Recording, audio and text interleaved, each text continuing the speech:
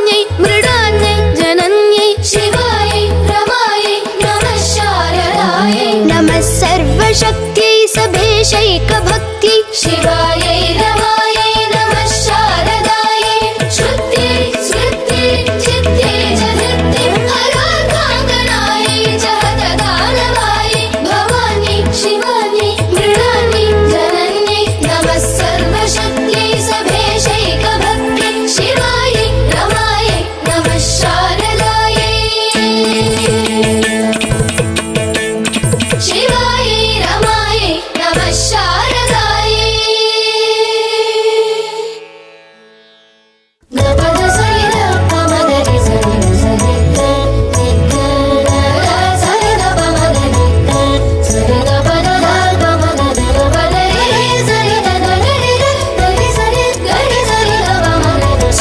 शुप्रभायै सुधा सिन्धुजायै शिवायै रमायै नमः शारदायै सुसम्पत्प्रदायै च सुरसंस्तुतायै शिवायै रमायै